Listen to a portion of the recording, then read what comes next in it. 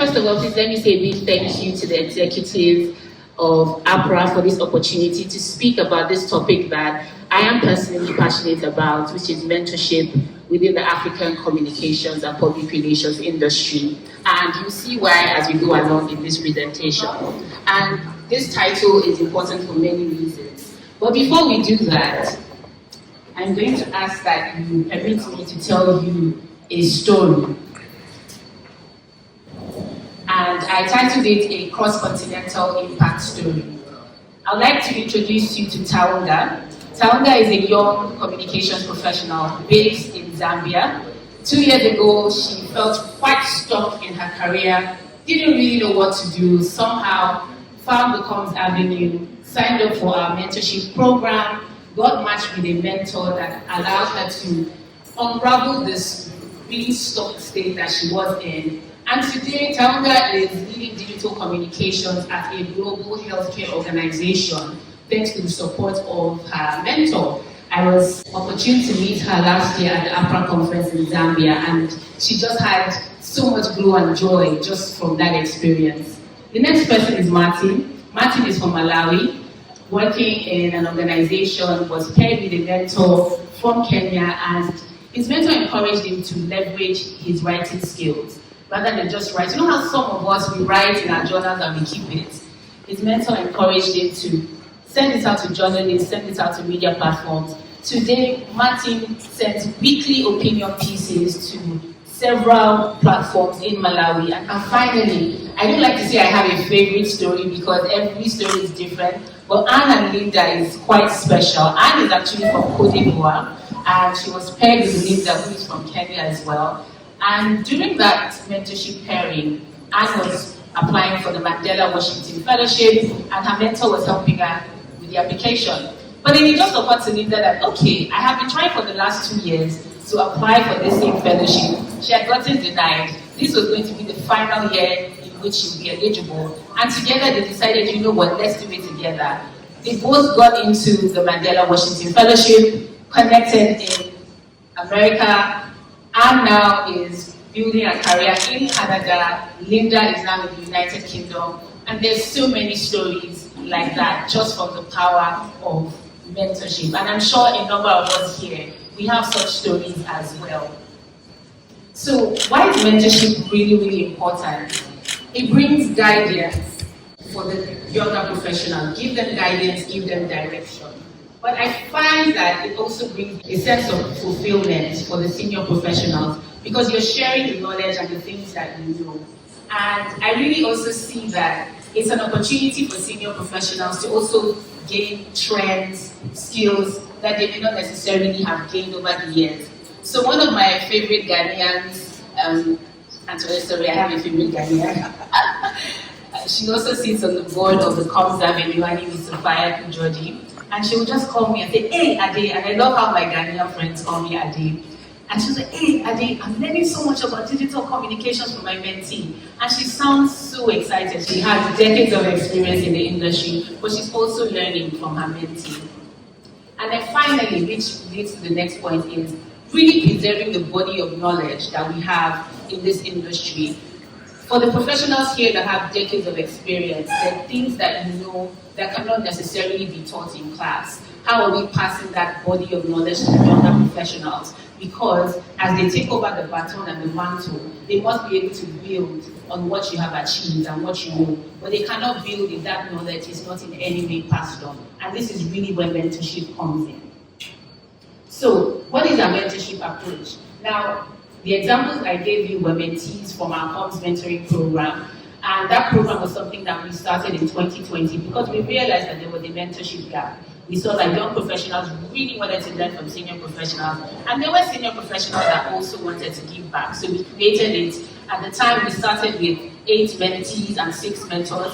But the current batch is currently running, which is batch 7. We have over 100 mentees from about 13 African countries and 75 mentors. And one of our current mentors, James, is right here. It was so exciting to actually meet him. Thank you. Please clap for him. Another thing that we have done as well is we've also done specialist mentorship programs because we know that the principals and the things we learn in communications and PR, they are universal, but how they are applied within the sectors are very different. So for example, we listened to the presentation on sustainability communication. So the Association of Communications and Marketing Professionals in Banks in Nigeria engaged us to do a specialist mentorship program for communications professionals that work in the financial sector. So we had different facilitators from the IFC, UBA Ghana, I think it's Cairo Bank Uganda, please correct me if I'm wrong, that also came to give specialized training on that topic. We've also done a one-day mentorship event, which we did last year. We call this a speed mentoring event. Anyone familiar with the speed dating concept? Exactly. So what we did was we brought young and senior professionals together, and for 15 minutes they had mentorship guidance, and we moved to the next mentor. It was so much fun. We were scared that the mentors would be overwhelmed, but it was fun, and we're looking to replicate that across board. And then finally, we do mentorship design and implementation. So if you see the picture there, Sahara Group is an oil and gas organization, and they engaged their comms team, reached out to us to say they want to share what we know with the younger people, and we brought them to their offices to learn, and it was really, really amazing. In 3 weeks, we're going to be in London, doing almost the same thing with the EMEA comms team at Meta. They're going to just be sharing, providing guidance and mentorship to young professionals who are based in London. So essentially what we've done is to build and facilitate tried and tested frameworks to begin and sustain impact through mentorship, because this is how we're going to sustain the importance and esteem of our valued profession.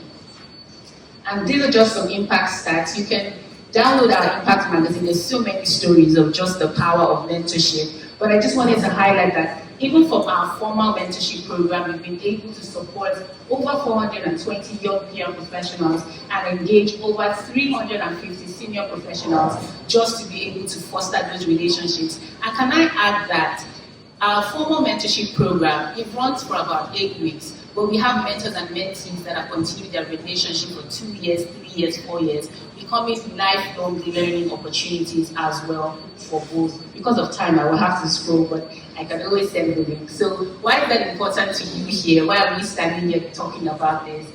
I really want to encourage every single one of you, especially those of us that have several decades of experience in this industry, to please come on board this mentorship train. I know a number of you already are mentoring.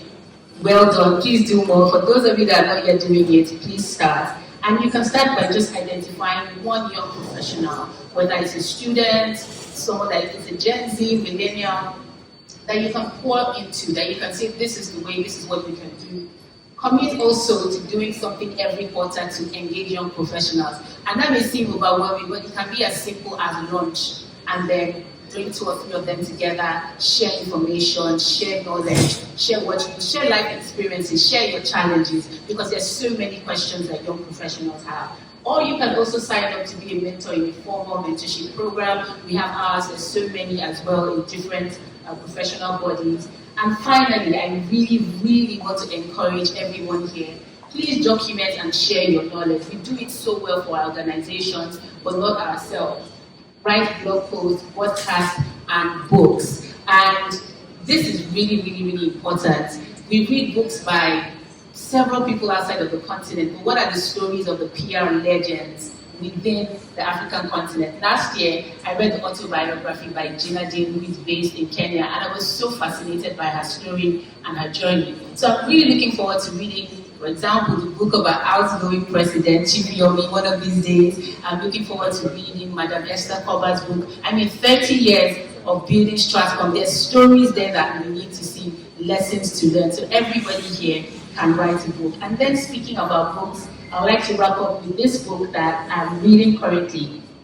I took this book because I really liked the title, When in Doubt, Make Applesauce. And what the writer is just doing is putting lessons from his own decades of career in the industry. And he says, heed the wise counsel of others who have already blazed the trail you are taking. Allow them to mentor you. Ask plenty questions and listen even more. By doing so, you will lay the foundation to becoming a masterful public relations professional. And I really believe that's the goal, to be the master of our craft, and we cannot do it alone. We do it by collaborating with the younger and the senior ones, making sure that we're preserving knowledge, making sure that we're encouraging them, making sure that we're also bringing clarity to them. So that's just a quick introduction for this session. I'm going to be handing over to my partner now, who's going to have an exhaustive conversation with real life stories from mentors.